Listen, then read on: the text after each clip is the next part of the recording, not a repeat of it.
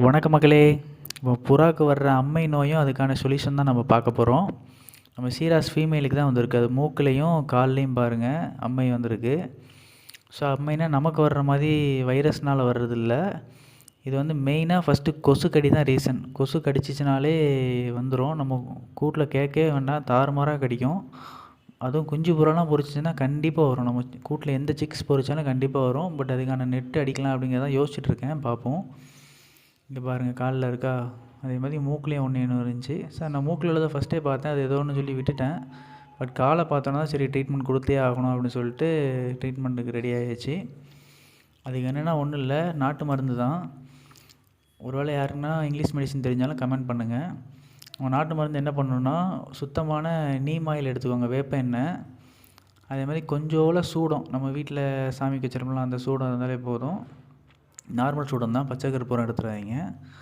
அதே மாதிரி இதில் மஞ்சப்பொடி, மஞ்சள் கலரில் இருக்கிறது மஞ்சப்பொடி. இன்னொன்று ஒரு மாதிரி ஆஷ் கலரில் இருக்கிறது வந்து பத்தியோட தூள். பத்தி கொளுத்தி அந்த சாம்பல் இருக்கலாம், அந்த சாம்பல் அதுவும் போடலாம். அப்படி இல்லைன்னா நம்ம சாம்பிராணி சூடம் வேறு ஏதாச்சும் ஒன்று கொளுத்தி அந்த சாம்பல், ஏதாச்சும் ஒரு சாம்பல் வேணும்.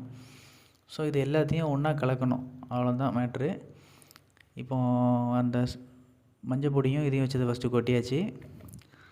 அதுக்கப்புறம் சூடன் எடுத்து கொட்டிக்கோங்க. இது ரெண்டையும் போட்டதுக்கப்புறம் நீம் ஆயில் வந்து அதுக்கு தேவையான அளவுக்கு, அதாவது கொஞ்சம் பேஸ்ட் ஃபார்மில் வரணும், அந்தளவுக்கு ஊற்றினா போதும்.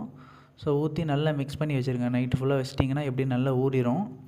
அதுக்கப்புறம் நீங்கள் புறாவுக்கு வந்து மார்னிங் போகணுன்னு கூட அவசியம் இல்லை. நைட்டு வந்து நீங்கள் கூண்டை அடைச்சோன்னா பிடிச்சி டெய்லியுமே போட்டு விட்டிங்கன்னா பக்காவாக வந்துடும். அதுக்கு வந்து நீங்கள் அந்த புறா ஏதாச்சும் பெரிய ரெக்கை உளுந்துருக்கலாம், அந்த ரெக்கையை கூட யூஸ் பண்ணிக்கலாம். எடுத்து போட்டு விட்ருங்க. கண் பக்கம்லாம் வந்துச்சுன்னா தான் கொஞ்சம் கஷ்டம், பார்த்து போடுங்க, கண்ணுக்குள்ளே போயிடக்கூடாது. மேக்ஸிமம் இந்த மூக்கு பக்கம், வாய் பக்கம், கால் பக்கம் அப்படி தான் வரும்.